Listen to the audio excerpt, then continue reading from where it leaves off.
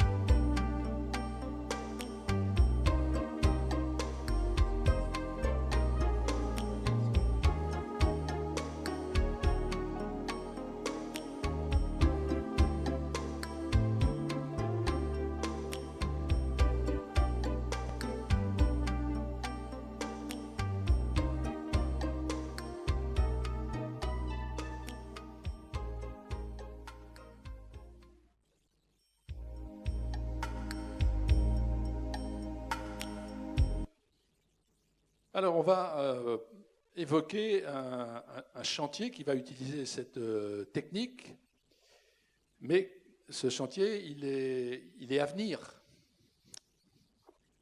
Oui, bonjour à tous. Oui, effectivement, donc, le chantier n'est pas encore notifié. On sait qu'on a l'opération, mais c'est plus qu'une question normalement 2 jours. Cependant, il y a déjà une utilisation de cette technique. Alors oui, effectivement, bon, nous, entreprises de TP, routes et chantiers modernes, on fait du traitement de sol déjà depuis plusieurs dizaines d'années, plusieurs années.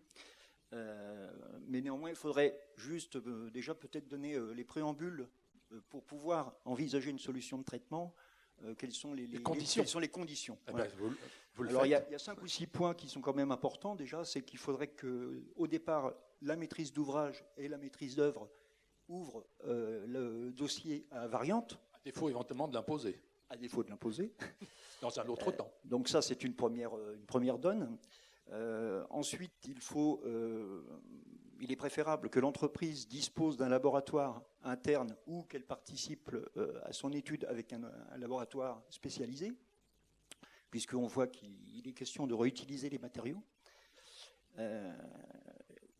À partir de ça, bon, c'est ou des investigations sur le site par l'entreprise, par son laboratoire, ou de bénéficier de documents techniques, rapports de sol fournis par la maîtrise d'œuvre et la maîtrise d'ouvrage. Et puis ensuite, disposer aussi du matériel, comme on l'a vu sur le film, du matériel capable de faire le retraitement, c'est-à-dire malaxeur et épandeur, donc matériel adapté. Et puis bien sûr complété par un atelier de réglage, compactage classique.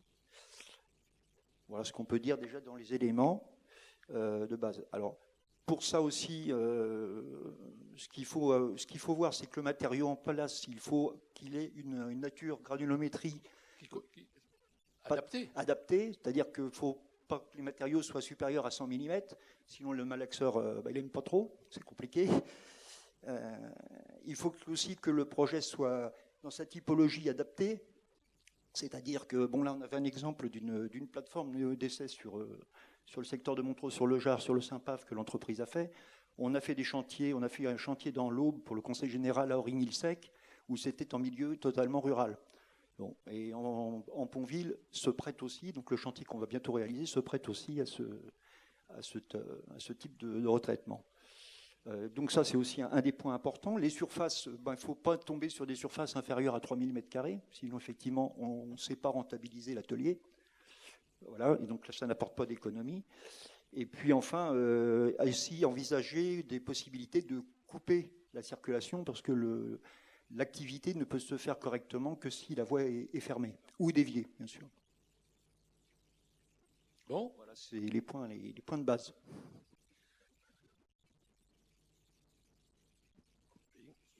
Non, c'est moi qui vous écoute. D'accord. Sur ce chantier, nous, l'intérêt, au départ, on avait, c'est aussi, on avait vu une solution de base, c'est-à-dire de poutres, et le fait d'ouvrir à variante et de prendre cette solution, c'est qu'on traitait la largeur complète de la voirie, et on avait une durabilité après et un gain de performance de cette voirie dans le temps. Économiquement. Alors économiquement, on s'est aperçu à travers cet appel d'offres que la variante nous faisait gagner quand même entre 15 et presque 20% par rapport à la solution de base, quoi. Donc c'est même un peu plus, mais c'est 20% assuré. Voilà, c'est à peu près l'ordre de grandeur. Qu'est-ce qu'il faut faire? Puis après, on va voir l'aspect contrôle technique avec le CRMA. Mais qu'est-ce qu'il faut arriver à faire pour mettre en route cette démarche vertueuse de cette solution? La première condition, c'est d'ouvrir aux variantes. Après, c'est vrai, effectivement, ça pose pour le maître d'œuvre et le maître d'ouvrage, il y a un peu plus de travail puisqu'il faut analyser les variantes, les comparer, prendre la plus performante, mais effectivement, là, quand on voit les gains de 15 à 20%, le résultat, il est là. Plus une durée de vie, assurée. Alors, il y a des contrôles. C'est donc Alexandre Pavoine du CEREMA qui évoque ça. Alors oui, alors avant de vous parler aussi des contrôles, c'était aussi pour souligner l'idée qu'on n'est pas dans un sujet d'expérimentation, hein. On est bien dans une technique éprouvée qui a un retour d'expérience très important et qui fait l'objet d'une méthodologie qui est décrite dans un guide technique auquel vous pourrez vous référer à tête reposée.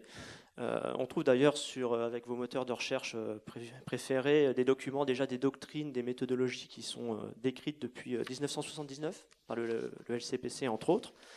Et puis une doctrine qui, elle, date de 2003. Donc moi, j'ai le document, on va dire, en papier, mais vous pouvez le trouver très facilement sur la DTRF, c'est la documentation technique routière française, qui est hébergée par le CEREMA, et qui est un document téléchargeable gratuitement. Alors, ce document, il précise ce qui vient d'être évoqué, entre autres, les avantages et les inconvénients de la méthode. En fait, il faut savoir que notre territoire en Seine-et-Marne est un territoire où cette technique présente un intérêt certain, parce que donc déjà la première chose qu'on ne voit pas forcément sur la vidéo, c'est qu'en milieu urbain, c'est une méthode qui est difficile à mettre en œuvre, en présence de réseau. C'est une méthode aussi qui peut avoir un impact sonore important, hein, on ne le voit pas sur la vidéo, mais voilà. Et puis, ça permet d'éviter des sujets de rehaussement. Donc on a un domaine d'emploi privilégié localement. Et puis, une fois passés ces éléments, je dirais, liminaires, le document technique va préciser exactement les classes de matériaux qui peuvent être formulées pour répondre avec cette technologie, et puis les diagnostics préalables à réaliser et les contrôles. C'était évoqué tout à l'heure, il faut qu'il y ait une certaine qualité du matériau sur place. Oui, alors il y a différentes méthodes de retraitement en place qui vont se distinguer entre autres par l'utilisation d'un liant approprié, qui peut être, alors je ne vais pas rentrer dans la technique, mais hydrocarboné ou hydraulique, donc un ciment classique. Et je dirais l'usage de ce matériau va beaucoup dépendre des propriétés, des caractéristiques des matériaux qui sont en place, et je dirais de l'épaisseur de la couche de la route qu'on va traiter. Donc voilà. Et je dirais qu'en fonction du trafic de la chaussée actuelle ou du projet, eh bien le diagnostic sera plus ou moins poussé. Et donc c'est vrai que là, il est préférable de disposer d'un laboratoire pour vérifier l'aptitude des matériaux et leur durabilité. Et notamment si on choisit un liant hydraulique pour vérifier qu'il n'y a pas d'incompatibilité avec les matériaux en place. Voilà. Le document aussi précise un peu quels sont les matériels à mettre en place, à mettre en œuvre, et c'est vrai que le contrôle porte aussi sur ces éléments. Je dirais que c'est dans le cadre de ce chantier, le contrôle se distinguera sur ces aspects-là, sur le contrôle des matériels qui sont mis en place. Matériel de mise en œuvre. Voilà. C'est bon? Éventuellement, allez, on se donne 2 minutes. On va revenir en arrière, si c'est possible, à Ariane, voir quelques images. Oui, bah c'est bon. Voilà, allez. Hop, voilà. Bah, si je mets des images, il faut compléter. Hein. Ça, c'est... Là, c'est en Pontville actuellement. Hein. C'est l'état la voie actuelle. L'état actuel. Voilà. Allez, hop, tenez. Vous avez la maîtrise complète. Le gros vert. En haut. Non. Oui, voilà. Voilà, donc on voit l'état par zone ponctuelle des faïençages, entre autres. Hein, je dirais. On voit qu'il y a déjà eu des reprises qui ont été faites. Alors, il faut rappeler quand même que le RD36A est une voie à circulation poids lourd mais limitée. C'est une RGC, hein, route voilà. À grande circulation. Oui, mais enfin là, on est, je crois, sur... Gérard me dira, mais je crois que c'est 30 à 40 pelles par jour. Voilà. Donc là aussi, c'est une des conditions.